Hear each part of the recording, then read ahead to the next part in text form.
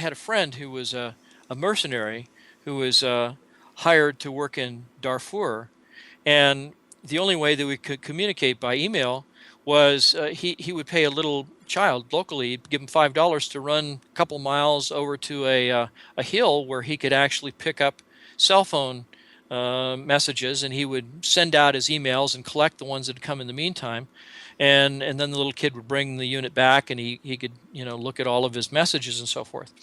I had this dream where and I had no idea where my friend was at the time. All he would tell me was that he was somewhere in the third world. And so in this dream, I see a vehicle moving along a roadway with what looked like a white international harvester type vehicle. It had a steel framework on the back end, and there were a bunch of men with guns and flak vests standing in the back of the truck. It's moving through a shanty town, these little shacks made of corrugated steel panels and plywood, dirt road, and the people on the street are mostly black. So I'm assuming it's somewhere in Africa, somewhere like that. And the vehicle with all these men riding in the back, standing in the back, is moving down the roadway, and I hear a voice say, "They're back that way." Now, he was hired to protect this village by this plantation owner from some Islamic extremists who were coming in and raping and pillaging the population there. And so the driver of the vehicle turns into this parking lot. It's sort of a vacant lot, and the soil isn't packed as firmly, and the truck, with the high center of all these guys standing in the bed of the truck basically rolls over in the parking in this vacant lot, and all of the men spill out of the truck. And the next thing I see a man whose face is all bloody and distorted. Looks like his head has been crushed by the rollover. And then in another instance, I see a man who's pinned under the chassis of the vehicle, and I see a pair of hands trying to dig the soil away from this leg so that I can put a bottle jack under the chassis of the truck and lift it off. So I describe all of this in an email that I send to my friend, and I send this off, and I describe all the details. I describe the last thing that I see in this dream is a man who turns towards me, and he looks like the actor-director Rob Reiner with a 5-day shadow and his head shaved, wearing a flak vest, holding an AK-47. And 9 days later, I get an answer back from my friend who's in Darfur, and he says to me, I don't know how you did this, but he said, "You sent this email 9 days ago." He says, 2 days ago, the very thing that you described in the email happened. He said, the very set of circumstances, the white truck, the cage in the back, the men. He says, the one fellow that you saw whose face was all blood, his head was crushed. He died instantly. And he said, and those hands that you saw digging the soil away to get the bottle jack under, he said, those were my hands. He says, you saw that event through my eyes. Now, I mean, this suggests that whatever that phenomenon is, it crosses the span of time somehow. Somehow got a message from him 9 days or, well, a week earlier, and saw the whole thing through his eyes. That fellow had some very well developed and very unusual abilities. He was actually in the Marine Corps for a number of years as a sniper, and his ability to sense potential threats up ahead was so pronounced that his squad that he was a part of would actually rely on him as almost like the canary in the coal mine kind of thing, where he if he sensed that there might be an improvised explosive device up ahead on the roadway, he'd say, okay, let's go off road up here, and units that would come through the area subsequent to that would wind up having an unfortunate encounter with an IED. But he had the ability to not, I mean, and this is I'll try and condense this as much as I can, but he had what I would call a mild ability to heal, not so much in the religious sense, where, saying prayers and this kind of thing, but by actually touching a person who had some recent injuries, that he could actually accelerate the healing process by making contact with them. And then he had a very rare blood disorder. His body generated an excess of clotting factor, and so he always had the potential of having a stroke or an aneurysm, these kinds of things, as a Yeah. consequence of Yeah. that. He had to really watch his diet very closely. He had to avoid anything Yeah. with a lot of vitamin K in it, and vegetables and things like that. Anyway, I got an email from his girlfriend. He was in Dubai in the United Arab Emirates, and he'd had a stroke. He was in the hospital. They didn't expect that he would live, but somehow he survived. And 2 weeks later, he comes out of this coma and he's paralyzed on his left side. Now, for years, one of the other areas of science that I've looked at very closely, I've spent a lot of time researching, is things like um, unusual uh, means of curing injuries and diseases, cancer, AIDS. I could tell you what the cure for AIDS is right now. And it's as simple as something you eat, like coconut milk, zinc gluconate and L-lysine.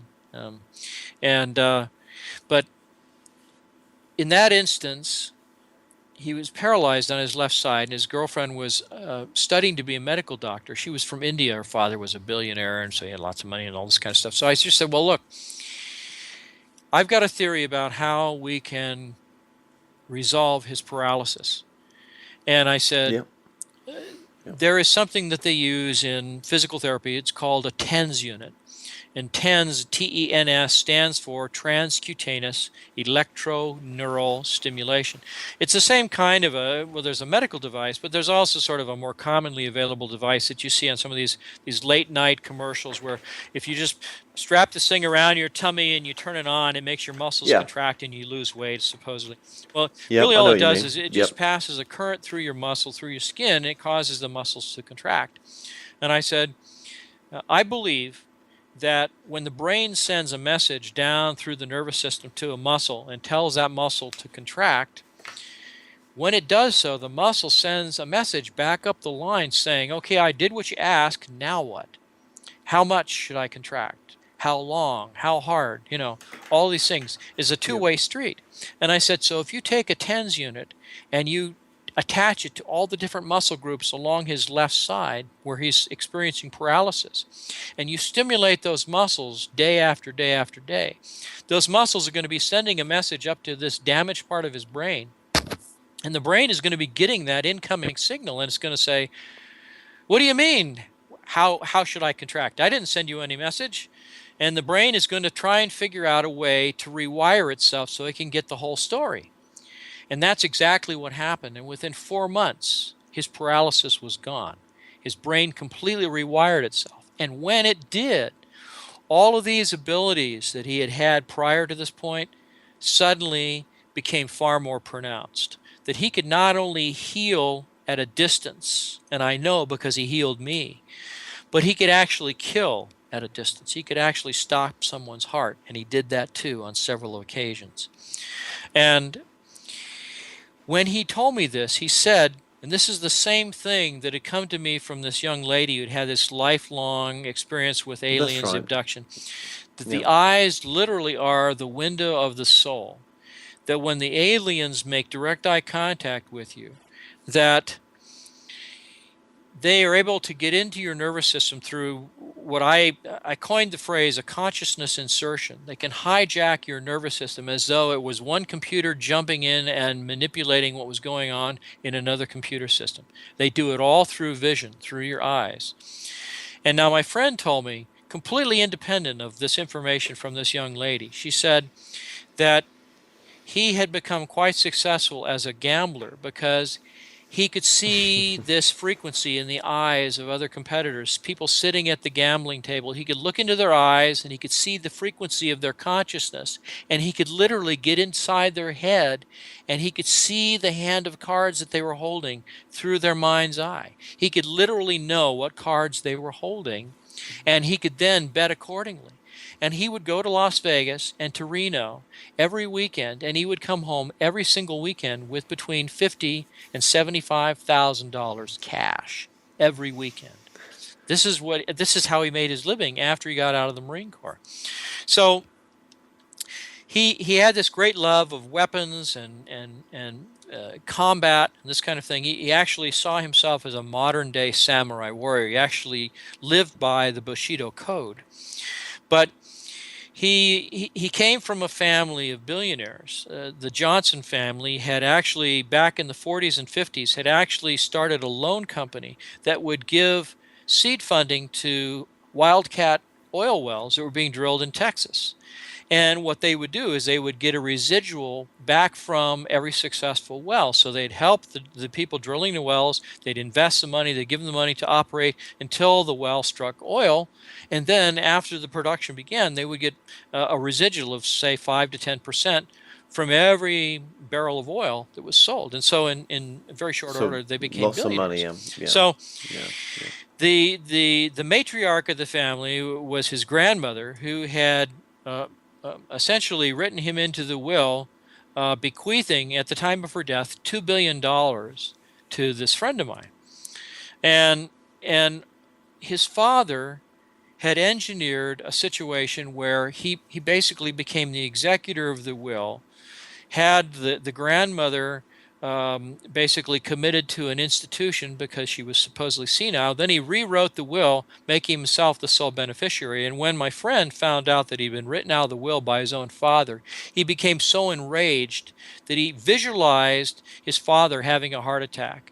And that very night, he did in fact have a heart attack and die. In fact, it took me weeks to talk him down uh, because he was, as someone who was very disciplined and very spiritual, he felt that this meant he was going to hell because he'd killed his father. And it was totally inadvertent. You had no idea this was actually going to happen. So then he told his girlfriend about this, and this is all after he'd gone through the paralysis and recovered from it and everything. And the two of them are still living in Dubai, and he tells his girlfriend about this incredible event where this had happened. And this is after he'd actually taken, I sent him a photograph. He said he could actually see the frequency of a person's consciousness in a photograph of their eyes. So I sent him a high resolution photograph of myself, and I said, I injured my shoulder working on my car 6 months ago. I've got something Right. called impingement syndrome. It's where the nerves and the Yeah. muscles keep irritating one another, and it's constant pain. It was terrible. Okay. And so I sent him my picture in an email, and I said, do you think it's possible that you could heal this injury? And within 18 hours after he got that photograph, all the pain ended. I haven't had a single bit of Incredible. pain. So that was my verification that what he was telling me was true. So then he comes back to the United States. He goes back to his gambling and making all this money. And it occurs to me that this ability to tap into the consciousness of anyone he can get a high resolution, a good quality photograph of their eyes, he could actually track them down. Say someone's kidnapped, you can tell immediately whether they're alive. You can find their consciousness anywhere, Sure. anytime. Sure. And so Sure. here in California, in Mendocino County, there was an illegal marijuana crop that was being grown back in the forests in Mendocino. And one of the local county supervisors who had some land in that area went up to investigate because he'd heard rumors that there was this illegal crop that was being grown near his land. And one of the people who was there overseeing the crop and maintaining it was a man with a criminal history. And he came across this county supervisor and he shot him. He killed him. Well, he was in the company of another person who was not immediately near him, and that person survived, escaped, and notified the authorities. And so a massive manhunt began for this fellow who shot the county supervisor. They had a photograph from a criminal record of this guy, and they were trying to find him because they felt that he was armed and dangerous. So I get a copy of the photograph from the Mendocino County Sheriff's Office, their website, and I send a photograph to my friend who's in Southern California. His name is Jeff, and I send a photograph to Jeff, and I said, can you find this guy? This is what's happened. And not only is he able to determine where this guy is, he describes the environment where he is and how he's hiding from the authorities during the day and during the night. He's hiding in these huge culverts that go under the roadways back in the wilderness, all these logging roads where there was a stream. They'd have this big steel culvert that would pass under the roadway, and he would hide in these things at night and during the day when he was not out and about. And that was how he was able to obscure his presence from the infrared systems that the sheriff and later the FBI were using to try and find this guy. But the next thing my friend said was that this guy was breaking into vacation cabins in that area to resupply with food and things like this, and that he'd actually almost been caught on one occasion by one of the sheriff's deputies who'd come driving through the neighborhood and didn't notice that this particular cabin had been broken into. So I contacted the Mendocino County Sheriff's Office, and I notified them of this circumstance. And they immediately suspected that I had direct contact with the criminal. And they wanted to know how I knew this. And I basically say, well, I can't really tell you exactly how this is being done. I said, just you can consider it a new type of technology. That's all I can really tell you. I didn't want to say I've got a psychic friend who's reading his mind, you know. So, No, exactly. Yeah, so yeah. 2 days later in the local newspaper, the FBI releases a photograph of this guy breaking into into a cabin that's been captured on a game camera that's been set up by the sheriff's office. So they know that what I'm telling them is true. So now they really want to listen to what I have to say. So at that point, I tell them that he's hiding in these culverts and that he's deathly afraid of being mauled by a police dog. This is one of his great fears, something going back to his childhood. So eventually, they catch up with this guy. There's a big gun battle, and he's killed.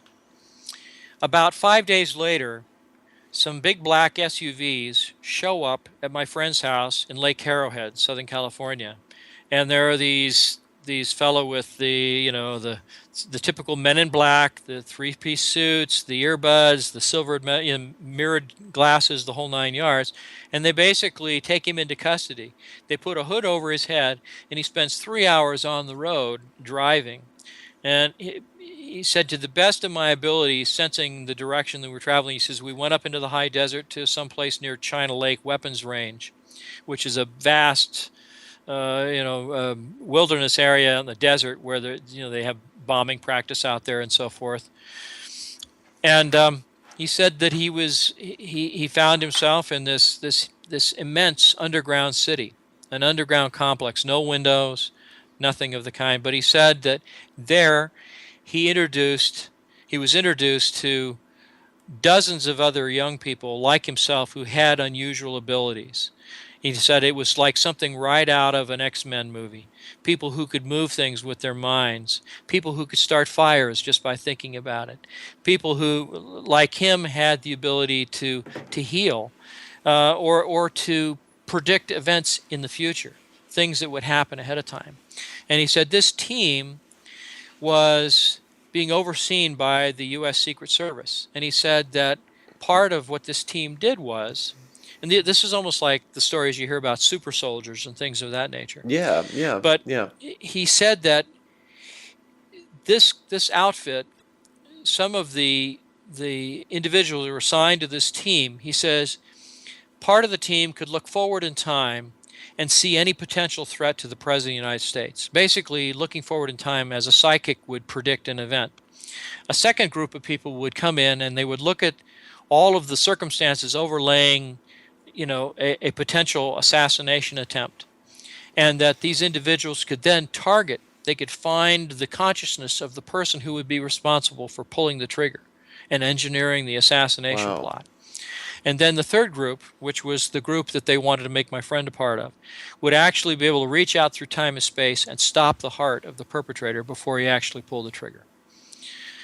And that was, so he says, but think of the potential. He says, if you have someone who is on the inside that controls all of that, you can make threats against politicians. You can control how they vote. You can threaten them with a heart attack. You don't have to actually kill them. Well, You yeah. could kill any member of their family. It makes you think who's in Yes, charge, doesn't it? really. And when you think about the stories we hear about these vast criminal cabals that are running the world, a handful of people who determine when and where there'll be a war, who lives, who dies, what inventions are successful, which ones fail. People who are arrested for things that they allegedly have done and never have done.